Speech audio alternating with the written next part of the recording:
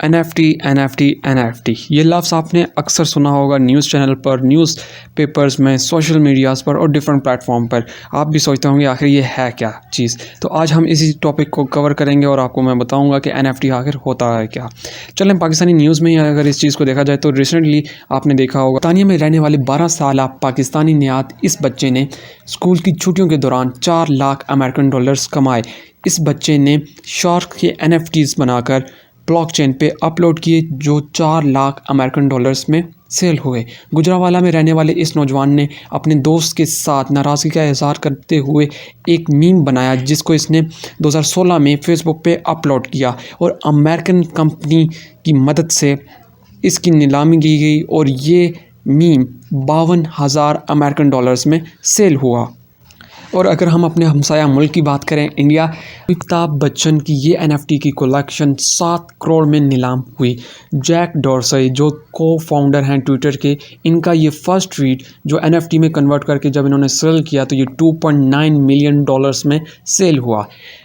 चलिए अब बात करते हैं इंडोनेशिया में रहने वाले स्टूडेंट की जिसने अपनी 1000 सेल्फीज़ 5 दिन के अंदर NFT के अंदर कन्वर्ट करके ब्लॉकचेन पे अपलोड करके 1 मिलियन अमेरिकन डॉलर्स कमाए।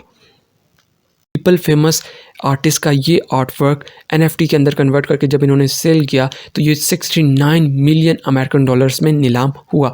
इस तरह की कई न्यूज़ आप सुनते हैं जिनके अंदर NFT का वर्ड यूज़ होता है। आप सोचते होंगे कि NFT आखिर होता है क्या।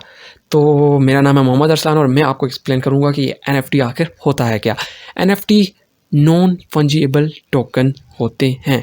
अब आप बोलेंगे नॉन फंजिबल टोकन्स से क्या मुराद है, तो वो भी हम आपको बताते हैं। ये अपने आप में यूनिक होते हैं जो दूसरी चीज़ों से रिप्लेस नहीं हो सकते। आई थिंक नहीं समझे आप, समझाता हूँ मैं आपको। फंजिबल मीन्स रिप्लेसेबल जिसको तब्दील किया जा सके और नॉन फंजिबल जिसको तब्दील नहीं किया जा सके। सबसे पहले हम फंजिबल को समझते हैं। फंजिबल मीनिंग्स, फॉर एग्जांपल आपके पास 1000 का नोट है, कोई आपको 1000 के बदले 2 500 के नोट देते हैं तो आप इसे आराम से एक्सचेंज कर लेंगे, या आपको 100 के 10 नोट मिलें तो आप आराम से इस चीज़ को एक्सचेंज कर लेंगे क्योंकि ये यूनिक चीज़ नहीं है।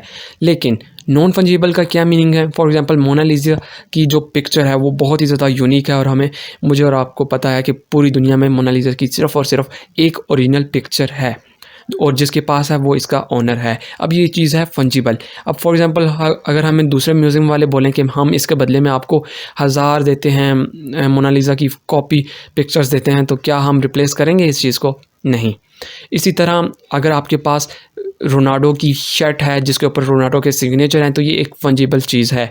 और इसके अलावा फॉर एग्जांपल शाहिद अफरीदी का एक पैड है जिसके ऊपर शाहिद अफरीदी के सिग्नेचर हैं तो ये एक फंजिबल चीज़ है। फॉर एग्जांपल इसके बदले में आपको दुनिया जो मर्ज़ी दे, आप इस चीज़ को रिप्लेस नहीं करेंगे क्योंकि ये चीज़ एक यूनिक है और ये चीज़ रिप्लेस नहीं की जा सकती। आई होप सो दोस्तों कि आपको फंजिबल और नॉन फंजिबल का मीनिंग समझ आ गया होगा।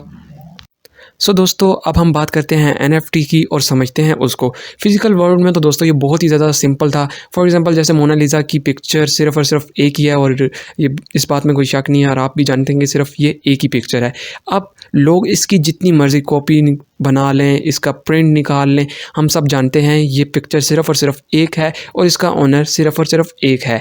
लेकिन दोस्तों अगर हम इस चीज़ को डिजिटल एसेट्स में देखें तो ये थोड़ा बहुत डिफ़िकल्ट है। For example movies, pic, gif, audio, tweets, इस चीज़ का हम जो है कॉपी भी बना सकते हैं तो इसके जो ओनर को वेरीफाई करने में बहुत ही ज़्यादा मुश्किल होती है।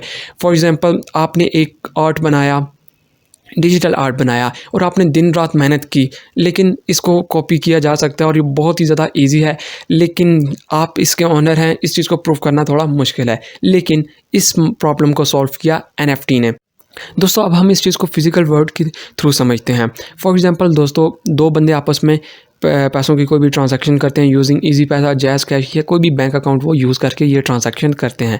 अब पहले बंदे के पास भी इस ट्रांजैक्शन की इन्फॉर्मेशन होगी, दूसरे के पास भी होगी और बैंक के पास भी सर्वर में ये चीज़ स्टोर होगी कि इन दोनों ने आपस में पैसों की ट्रांसफ़र की है। लेकिन हम और आप इस चीज़ को नहीं देख सकते कि ये इन दोनों ने आपस में कितने पैसों की ट्रांसफ़र की है, कब की, कैसे की, क्या मेथड यूज़ किया, हमें नहीं पता कि वो किस मेथड के थ्रू इजी पैसा, जैज़ कैश किया, कौन सा मेथड उन्होंने यूज़।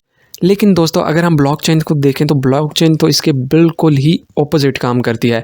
ब्लॉकचेन के अंदर जब भी 2 पर्सन आपस में ट्रांजैक्शन करते हैं तो इस चीज़ को उस ब्लॉकचेन के अंदर अगर 10 मिलियन पीपल्स हैं तो वो सारे 10 मिलियन पीपल्स ईजिली फाइंड कर सकते हैं और देख सकते हैं कि इन 2 पर्सन ने आपस में कितने पैसे ट्रांसफ़र किए, किस टाइम किया है, क्या मेथड इन्होंने यूज़ किया और कौन सा नेटवर्क इन्होंने यूज़ किया और कौन से टोकन्स में इन्होंने आपस में ट्रांजैक्शन की।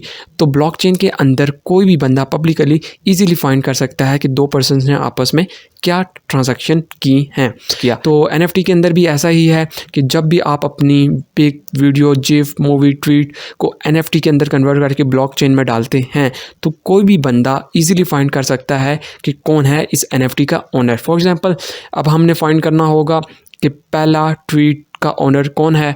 तो जो दोस्तों जैसे हमने पहले देखा कि जैक डॉर्सी जो को फाउंडर हैं ट्विटर के, वो पहले ट्वीट के ओनर थे, तो अब कौन है, तो हम ब्लॉकचेन के अंदर इजीली ये चीज़ फाइंड कर सकते हैं कि ये इसका ओनर कौन है, यानी फर्स्ट ट्वीट का ओनर कौन है। ये चीज़ हम इजीली ब्लॉकचेन के ज़रिए फाइंड कर सकते हैं। ब्लॉकचेन ने असल में आपकी एटम के ऊपर आपकी सिग्नेचर कर लिए। अब पूरी दुनिया में कोई भी बंदा अगर ये जानना चाहता है कि ये NFT किसका है तो वो इजीली फाइंड कर सकता है कि इसका ओनर कौन है। तो दोस्तों यहाँ पे सवाल पैदा होता है कि NFT आखिर बाय करेगा कौन। तो यहाँ पे आती है ह्यूमन साइकोलॉजी अप्लाई होती है कि ह्यूमन साइकोलॉजी है कि लोग यूनिक चीज़ों को पसंद करते हैं, उन्हें अपने पास रखना पसंद करते हैं। फॉर एग्जांपल अगर हम गाड़ियों में देखें तो नंबर प्लेट 007, 786 और कोई भी यूनिक चीज़, फॉर एग्जांपल किसी भी डिज़ाइनर का कोई ड्रेस हो सकता है, किसी भी फेमस आर्टिस्ट की कोई भी आर्ट फ्रेम हो सकती है।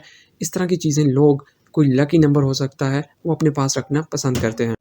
सो दोस्तों आई होप सो मैं NFT का कॉन्सेप्ट आपको समझाने में कामयाब हुआ होगा। अब नेक्स्ट वीडियो में हम देखेंगे कि NFT को हम कैसे क्रिएट कर सकते हैं, इनको कैसे सेल कर सकते हैं, वो भी फ्री में। तो मिलते हैं अपनी नेक्स्ट वीडियो में दोस्तों। अल्लाह हाफिज़।